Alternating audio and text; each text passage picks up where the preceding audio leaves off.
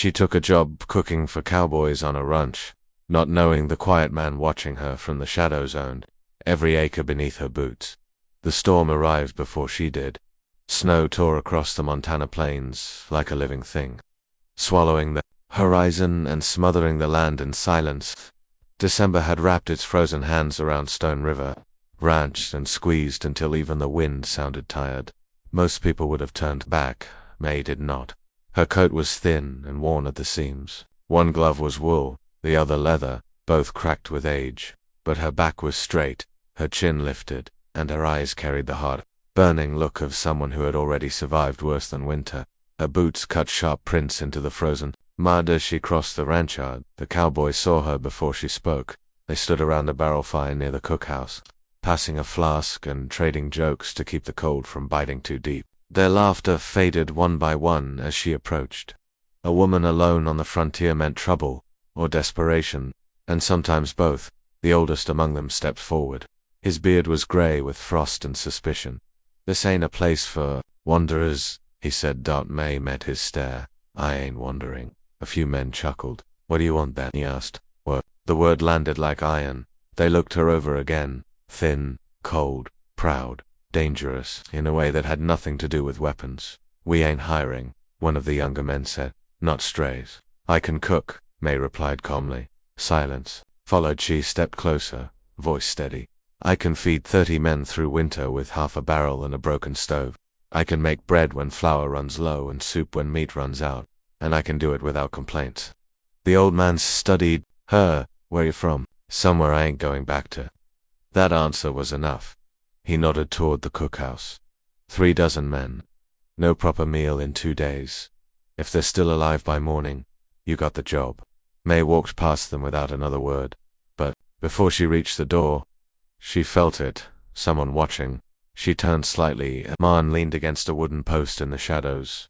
Tall, broad, still as winter. His hat hid his eyes, but not the sharp line of his jaw. He did not laugh, he did not speak. He simply watched her, like he already knew who she was. And for a moment, May felt something she had not allowed herself in years. Unease. Inside, the cookhouse smelled of old grease and neglect, rusted pots, empty tins, a stove that had seen better winters. May set down her saccio. This was not defeat, this was survival. She rolled up her sleeves by dawn. The ranch smelled like home, biscuits baked hard, but hot, salt pork crackled, coffee boiled thick and dark. The men came slowly at first, suspicious. By the 3rd morning, they came early. By the 5th, they fought over seconds. By the 7th, they stopped laughing at her. All except one, the quiet man, Caleb. He arrived before sunrise every day. He never spoke more than a few words. He lifted wood, carried water, repaired broken steps, and disappeared before anyone noticed. But May noticed. She noticed the soap that appeared when hers ran out. The extra logs stacked near her door, the bucket already filled before she woke. Kindness, without witness. Kindness, without pride. It unsettled her more than cruelty ever had. Weeks passed. Winter deepened, and whispers began. One night, a cowboy returned from town with a cruel smile. "I've seen her before," Red Callahan said loudly. "The fire snapped Billings," he continued. "Rosebell." The name fell heavy. The Rosebell was no secret, a brothel disguised as a saloon. The cowboys shifted. Some avoided her eyes. The next morning, some watched too closely. May said nothing. She cooked. She endured, because she had survived worse. But Caleb had heard. And when Red laughed again, Caleb broke his jaw. No warning, no explanation, just one brutal punch that silenced the camp. From that moment, everything changed. One night the cookhouse caught fire. By the time anyone realized, flames had already swallowed the wall. Caleb did not shout. He ran straight into the smoke. He found her unconscious and carried her through the burning doorway, shielding her with his own body as sparks burned his skin.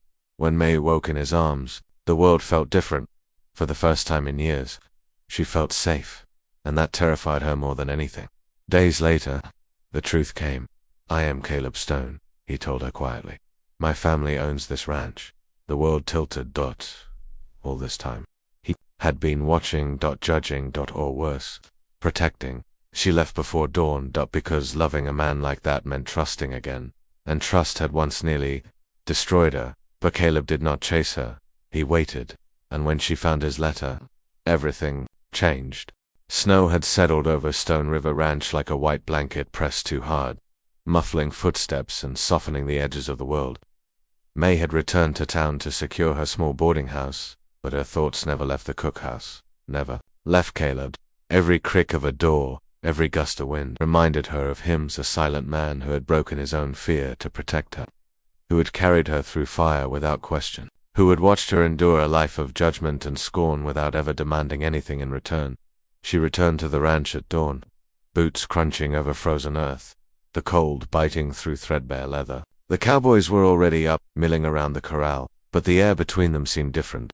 Respect lingered in sideways glances, and Caleb, he was waiting, as always, leaning against the post, his dark coat dusted with frost, his hands stuffed in gloves, eyes sharper than any blade.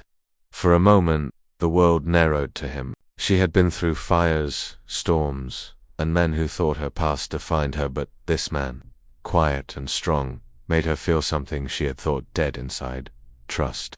Days stretched into weeks.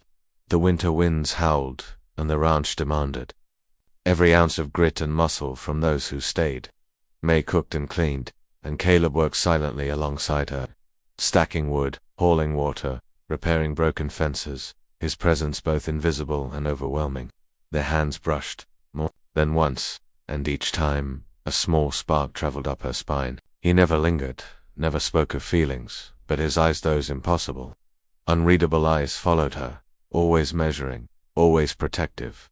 The past refused to let her go.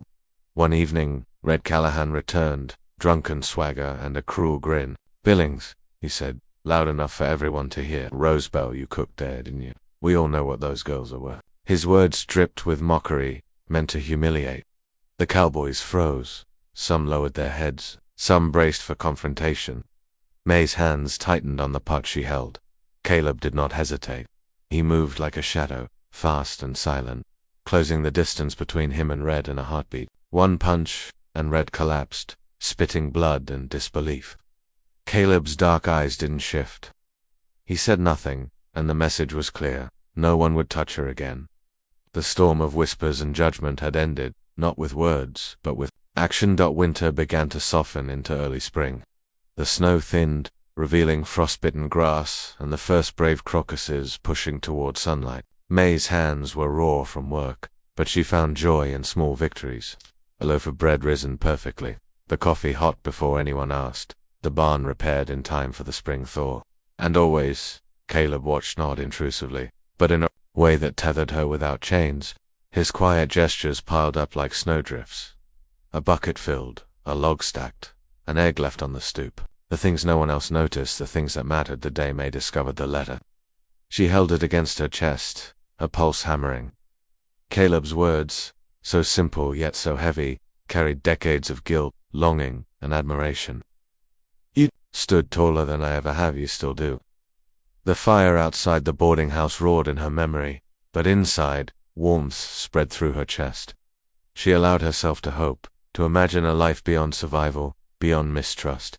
Spring deepened, and the ranch blossomed. May and Caleb found rhythm in their days. She cooked, he tended the land, and together, they built a life that was quiet but rich with unspoken understanding.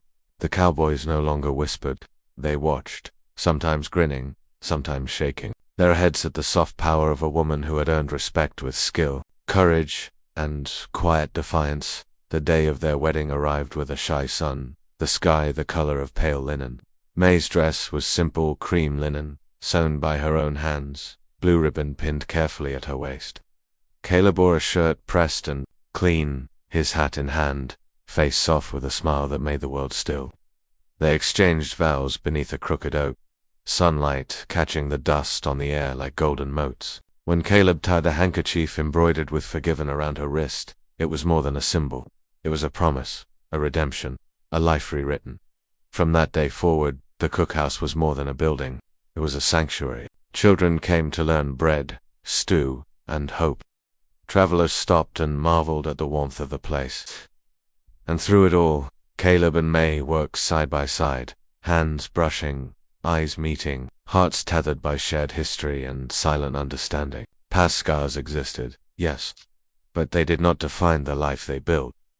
The world outside could still be cruel, still be harsh, but inside there was fire, warmth, and love that had survived storms, fire, judgment, and silence. It was a quiet triumph, a victory that did not demand applause, only recognition. Some people are worth standing beside. Some love is worth waiting for, and some fires, once kindled, cannot be extinguished, not by wind, nor snow, nor time itself. May stirred her soup. One morning, steam curling around her face, Caleb stepped in, hat in hand, hands thick and warm, and took the tin cup she had poured. "Hot enough for the heart," he murmured. She smiled, brushing flour from her fingers. "Better than ever," she said, and in that small, perfect moment, they both knew the past was a shadow, but together they were sunlight.